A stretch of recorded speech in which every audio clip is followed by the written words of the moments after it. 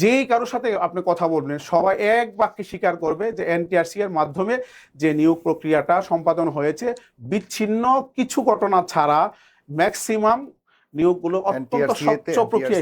চূড়ান্ত প্রজ্ঞাপন জারি করার পূর্বের এটাই কি প্রসেস? হ্যাঁ, তাহলে মন্ত্রী এটাকে সরাসরি অস্বীকার করছেন কেন? কোনো এক গুপ্ত ভিতর থেকে এটাকে ছড়িয়েছে উদ্দেশ্যমূলক ভাবে। সাগর ভাই, কুমিল্লার যে ঘটনাটি ঘটেছিল যেখানে শিক্ষার্থীরা বৃষ্টিতে ভিজে এবং একরকম সারা শরীর ভিজে তাদেরকে পরীক্ষা দিতে হয়েছিল কর্তৃপক্ষের আপনার অযৌক্তিক সিদ্ধান্তের কারণে, এবং পরবর্তীতে আমাদের মন্ত্রী মহোদয় একটি অযাচিত মন্তব্য করেছিলেন যেটা নিয়ে সারা বাংলাদেশে ব্যাপক আন্দোলন হয়েছে। আমরা ওই সময় আমাদের জায়গা থেকে যখন মন্ত্রী মহোদয় দুঃখ প্রকাশ করেছেন, দুঃখ প্রকাশ করে বক্তব্য দিয়েছেন, আমরা কিন্তু মন্ত্রী মহোদয়ের পাশে দাঁড়িয়েছি এবং শক্তভাবে দাঁড়িয়েছি। এটা মন্ত্রী মহোদয় নিজেও জানে এবং ওনার পিএস খুব ভালোভাবে জানেন বিষয়টা। কারণ আমাদের উদ্দেশ্য ওনাকে বিপদে ফেলা না, বরং আমাদের উদ্দেশ্য ওনারা যাতে সঠিক পথে থাকে সেই জায়গা থেকে আমরা আসলে কাজ করি। ওই সময় উনি দুঃখ প্রকাশ করার পরে আমি সোশ্যাল মিডিয়ায় একটা পোস্ট দিয়েছিলাম। আমি বলেছিলাম যে আমাদের মন্ত্রী মহোদয়ের কিছু ভুলভ্রান্তি থাকতে পারে, কিন্তু উনি আমাদের যে পরীক্ষা কেন্দ্রে সিসিটিভি স্থাপনের মাধ্যমে পরীক্ষা ব্যবস্থায় যে একটি চমৎকার পরিবেশ ফিরিয়ে এনেছেন এবং শিক্ষার্থীদেরকে যে টেবিলে ফিরিয়ে এনেছেন, এটাকে তো আর কোনোভাবে অস্বীকার করার সুযোগ নাই। আমরা ওই সময় কিন্তু আমরা এটাকে অ্যাপ্রিসিয়েট করেছি। সুতরাং ওনার যদি টুকটাক ভুলভ্রান্তি থাকেও দুঃখ প্রকাশ করার পরে এই আন্দোলন কন্টিনিউ করার কোনো সুযোগ নেই। শিক্ষার্থীদেরকে তখন আমরা আহ্বান জানিয়েছিলাম তাদেরকে ক্লাসে ফিরে যাওয়ার জন্য, এবং আমরা এটা জানানোর পরে সারা বাংলাদেশের শিক্ষকরা একই সুরে কথা বলেছেন। ফলে শিক্ষার্থীদের আন্দোলনটা কিন্তু ওই সময় সফল হয়নি। তো এখান থেকে তো বিষয়টা একেবারে স্পষ্ট যে আমরা আসলে মন্ত্রী মহোদয়কে বিপদে ফেলতে চাই না, বরং আমরা চাই সঠিক ট্র্যাকে থাকার জন্য। তো আমরা এখন যে ঘটনাটি ঘটেছে এটি আপনি নিশ্চয়ই জানেন যে এনটিআরসিটা তো আসলে ওনার সময় হয়েছে, এবং ওই সময়ে বিএনপি সরকারের যে সিদ্ধান্তগুলো নিয়েছিল এর মধ্যে সবচেয়ে ভালো যে সিদ্ধান্তগুলো ছিল এর মধ্যে অন্যতম একটি ভালো সিদ্ধান্ত ছিল এনটিআরসি গঠন করে এর মাধ্যমে স্বচ্ছ এবং আপনার স্বচ্ছ প্রক্রিয়ায় শিক্ষক নিয়োগ দেওয়া। এই বিষয়টি ওই সময় আপনার সকল মহলে আপনার সমাদৃত হয়েছে, প্রশংসিত হয়েছে, এবং পরবর্তীতে যখন আওয়ামী গভর্নমেন্ট আসলো তারা কিন্তু এই প্রক্রিয়ায় হাত দেয় নাই, কারণ এই প্রক্রিয়াটা প্রশংসিত হয়েছিল। ওনারা কিন্তু এটা হাত না দিয়ে বরং আপগ্রেড করেছেন, এবং 15 সাল থেকে ওনারা এনটিআরসির মাধ্যমে সরাসরি কিন্তু ওনারা সুপারিশ করেছেন।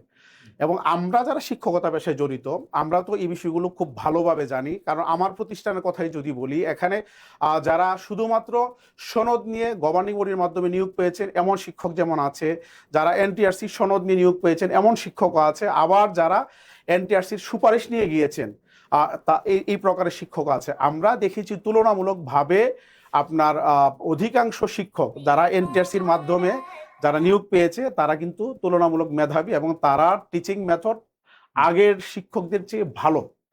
এখানে দেখেন এই যে পদ্ধতিটা 15 সালে যেটা আপগ্রেড করা হয়েছে, এখানে চমৎকারভাবে এখানে এই পরীক্ষা পদ্ধতিকে সাজানো হয়েছে। প্রথমে এমসিকিউর পর একটা বড় অংশ আপনার ঝরে যায়, এরপরে রিটেন একটা বড় অংশ ঝরে যায়, এরপরে ভাইবার পরে আবার পুলিশ ভেরিফিকেশন। এই যে 4টা ধাপ পার হয়ে একজন শিক্ষকতা পেশায় আসছে, এটা নিঃসন্দেহে আমরা বলতে পারি যে মেধাবীরা এখানে আসছে। এবং এটা আপনার যারা স্টেক হোল্ডার আছে, আপনি যদি শিক্ষার্থী বলেন, অভিভাবক বলেন, এলাকাবাসী বলেন, সাধারণ জনগণ বলেন, আপনি এলিট শ্রেণী বলেন, সংবাদকর্মী যদি বলেন, অথবা মিডিয়া হাউস বলেন, আপনি যেই কারোর সাথে আপনি কথা বলবেন সবাই এক বাক্যে স্বীকার করবে যে এনটিআরসি এর মাধ্যমে যে নিয়োগ প্রক্রিয়াটা সম্পাদন হয়েছে বিচ্ছিন্ন কিছু ঘটনা ছাড়া ম্যাক্সিমাম নিয়োগগুলো অত্যন্ত স্বচ্ছ প্রক্রিয়ার মধ্যে অস্বচ্ছতা রয়েছে। এনটিআরসি এর মধ্যে ঘুষ নিয়ে সেখানে ফলাফল নিয়েও অনেক ধরনের দুর্নীতি রয়েছে, কিন্তু আমি সেসব বিষয়ে পরে যাচ্ছি। আপনারা এখন যেটি করছেন স্পষ্টভাবে সেটি আপনার অসত্যকে একটা গুজব রটিয়েছেন সরকারকে বিভ্রান্ত করবার জন্য। সেই জায়গাতে আপনার বক্তব্য দেখেন, কারণ এই বিষয়টি সঠিকই না। উনি তো বলেছেন, জনাব শিক্ষামন্ত্রী বলেছেন যে এই ধরনের কোনো কিছু হয়নি। চিলে কান নিয়েছে, আপনার কানকে যাচাই না করে কান আছে কিনা সেটা না দেখে আপনার চিলের পেছনে দৌড়াচ্ছেন কেন? আচ্ছা, আমরা যে রেজুলেশনটা দেখেছি সোশ্যাল মিডিয়ায়, আপনি এটা নিয়ে আপনি সোশ্যাল মিডিয়া আপনি একটা করেছেন, আপনি ভিডিও করেছেন, আমাদের হাতে রেজুলেশনের কপিটা আছে। ওখানে স্পষ্ট ভাষায় আছে, ওখানে সচিব মহোদয় নিজে সভাপতিত্ব করেছেন, আমাদের মন্ত্রী মহোদয় নিজে ছিলেন এবং একজন সিনিয়র সহকারী সচিব ওই রেজলিউশন স্বাক্ষর করেছেন। মন্ত্রী মহোদয় তো আসলে রেজলিউশন স্বাক্ষর করার কথা না, উনি করবেও না, উনি ফাইল নোটে স্বাক্ষর করবে। এখানে মিটিং হয়েছে, সিদ্ধান্ত হয়েছে, রেজলিউশন গৃহীত হয়েছে। কতটা সত্যতা আছে? এটা তো ফেক হতে পারে। না, এটা তো এটা ফেক। মন্ত্রণালয় বলুক যে এটা ফেক। ওনারা কি একবার বলেছেন এই 2 দিন ধরে আন্দোলন হচ্ছে, ওনারা কি একবার বলেছেন এটা ফেক?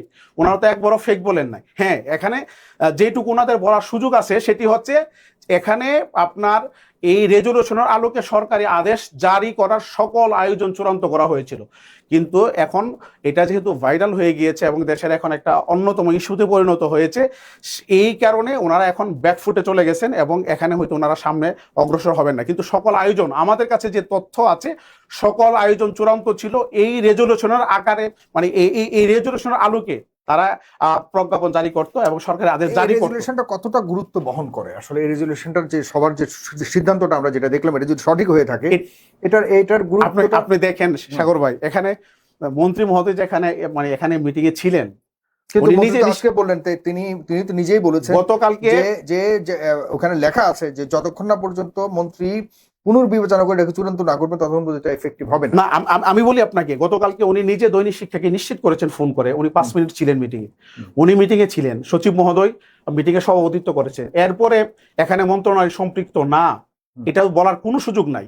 আর আপনি রেজলিউশনের পরেই তো সরকারি আদেশ জারি হয়, এটা হচ্ছে প্রাথমিক পদক্ষেপ।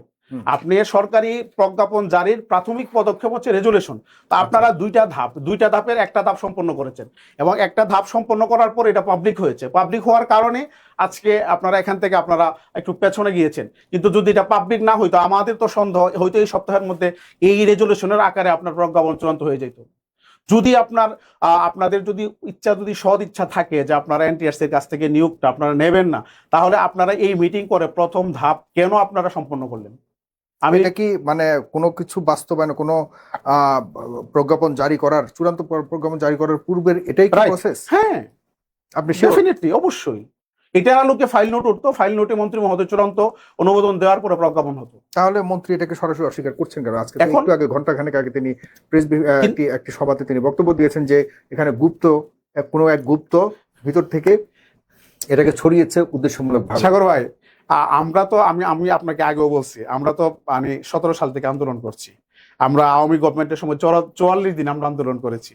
তারপরে আপনার ইন্টারিম গভর্নমেন্টের সময় 22 দিন টানা আন্দোলন করেছি। এরপরে আবার 10 দিন আন্দোলন করেছি। আমরা দেখিনি সরকার আসার পর আমরা কোনো আন্দোলন করি নাই। কেন করি নাই? কারণ সরকার মাত্র 15 দিন, আমরা এই 10 দিন আন্দোলন করেছি এবং বাংলাদেশের ইতিহাসে সবচেয়ে বড় শিক্ষক আন্দোলন ছিল। আমরা এখন আন্দোলন কেন করছি না? আমরা করছি না এই কারণে, গভর্নমেন্ট মাত্র বসেছে, তাদেরকে স্পেস দেওয়া দরকার, ওনাদের সবকিছু বোঝা জানার দরকার, তারপরে আমরা আস্তে ধীরে ওনাদের পাশে আমরা আমাদের দাবি দাওয়াগুলো আমরা প্লেস করবো। আমরা এখন পর্যন্ত কোনো মাঠের আন্দোলন আমরা যাই না 6 মাস। আমাদের যদি খারাপ উদ্দেশ্য থাকতো তাহলে তো আমরা আরো আগে থেকে আন্দোলনে যেতাম। আমরা তো যাই না, এখনো একবারও যাই না। আমরা ওই দিন একটা প্রস্তাবে একটা প্রোগ্রাম করেছি, আমাদের একটা শিক্ষক সংগঠনের প্রোগ্রাম, ওখানে আমরা আমাদের কিছু কথাবার্তা বলেছি, কিন্তু আমরা কিন্তু মাঠের আন্দোলনে যাই না। এখান থেকে কি আপনার কাছে এটা ক্লিয়ার হয় না যে আমরা আসলে সরকারকে বিপদে ফেলতে চাই না? কিন্তু এটা তো আপনাকে অস্বীকার করার কোনো সুযোগ নাই যে এনটিআরসি এর মাধ্যমে যে নিয়োগ, স্বচ্ছ প্রক্রিয়া যে নিয়োগটা আপনার চালু হয়েছে, সর্বমোরে প্রশংসিত হয়েছে। এটাকে আপনারা যেভাবেই হোক, আমাদের কাছে যে তথ্যটা এসেছে আমরা এটা ভেরিফাই করতে পারি নাই। মাননীয় প্রধানমন্ত্রীকে এই ব্যাপারে মিসগাইডেড করা হয়েছে এবং মিসগাইডেড করেই এই মানে আপনার রেজলিউশনটা করা হয়েছে। এবং মন্ত্রী মহোদয় আমরা যেটুকু জানি, মন্ত্রী মহোদয় ওনার অনিচ্ছা সত্ত্বে উনি এই মানে মন্ত্রী হিসেবে দায়িত্ব নেওয়ার পরেও ভিডিও ফুটেজ আছে আমাদের কাছে, উনি বলেছেন যে এনটিআরসি আগে নিয়োগ কমিটির হাতে ছিল, আমরা এগুলো অ্যাবসলিউটলি উঠিয়ে দিয়েছি, আমরা সব নিয়োগ এখন এনটিআরসির হাতে দিয়ে দিয়েছি। উনি নিজে বলেছেন, ওনার সহযোগিতার কোনো অভাব নাই। আমি যদি আপনাকে একটু পেছন থেকে বলি, ইন্টারিম গভর্নমেন্টের সময় যখন আপনার এই নিয়োগটা আপনার ওখানে নেই, আপনার মানে এনটিআরসি মানে প্রতিষ্ঠান প্রধান সহকারী প্রধানের এন্ট্রি লেভেলটা তো আপনার 15 সাল থেকে হচ্ছে। আর আপনার ইন্টারিম গভর্নমেন্টের সময় প্রতিষ্ঠান প্রধান এবং সহকারী প্রধানটাও সরকারের কাছে নিয়ে যাই। এর আগে আমরা কিন্তু তৎকালীন শিক্ষা উপদেষ্টা ডক্টর ওয়াহিদুদ্দিন মাহমুদ স্যার, তার সাথে আমরা 2বার মিটিং করেছি, একবার 40 মিনিট আর একবার 10 মিনিট। তো আমরা ওখানে তাকে বলছি যে আপনি আপনি স্কুল দিচ্ছেন, আপনি ভবন দিচ্ছেন, গভর্নিং বডি দিচ্ছেন, নীতিমালা দিচ্ছেন, ইচ এন্ড এভরিথিং গভর্নমেন্ট দিচ্ছে, তাইলে নিয়োগ কেন আপনি কমিটির হাতে দিচ্ছেন? এবং এটার মাধ্যমে শত শত কোটি টাকার বাণিজ্য হচ্ছে। তখন তিনি আমাদেরকে বলছিলেন যে এটা যদি আমরা দিয়ে যাই তাহলে এটা কন্টিনিউ করবে না, এটা দেখা যাবে পরবর্তী গভর্নমেন্ট এসে চেঞ্জ করে ফেলবে। তা আমরা তখন বলছিলাম যে আপনি দিয়ে যান, আমরা আমাদের জায়গা থেকে সর্বোচ্চ চেষ্টা করবো এটাকে কন্টিনিউ করানোর জন্য। তো ওনারা একটা নির্দেশনা জারি করে একটা সার্কুলার দিলেন যে প্রতিষ্ঠান প্রধান, সহকারী প্রধান এনটিএস এর মাধ্যমে নিয়োগ হবে স্বচ্ছ প্রক্রিয়ায়। ওনারা সার্কুলার দেওয়ার পরে আবেদনও নিলেন, কিন্তু সময়ের স্বল্পতার কারণে ওনারা নিতে পারেন নাই। এই গভর্নমেন্ট আসার পর একটা পক্ষ এটাকে আবার কমিটির হাতে নেওয়ার জন্য অনেক চেষ্টা করেছে। মন্ত্রী মহোদয় নিজে পরে ওনার সুপারভিশনে উনি কিন্তু এই পরীক্ষাটা নিয়েছেন, এবং নেওয়ার পরে শুধু নেই নাই, পরীক্ষার দিন উনি নিজে হল ভিজিট করেছেন। ভিজিট করে উনি বলেছেন যে অত্যন্ত স্বচ্ছ সুন্দর প্রক্রিয়া পরীক্ষা হয়েছে, রেজাল্টও হয়েছে, আপনার ভাইবার আপনার রিটেনের রেজাল্টও হয়েছে। ওনার যদি সদিচ্ছা যদি না থাকতো তাইলে তো আপনার এনটিআরসি এর অধীনে প্রতিষ্ঠান প্রধান, সহকারী প্রধানের উনি পরীক্ষাটা নিতেন না।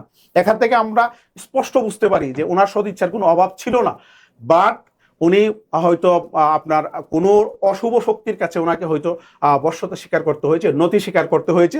বিশেষ করে আপনার এই যে আন্দোলন, শিক্ষার্থীদের আন্দোলন, এই আন্দোলনের পরে উনি ওনার ইচ্ছার বিরুদ্ধে আমাদের কাছে মনে হচ্ছে উনি এটাকে মেনে নিয়েছেন।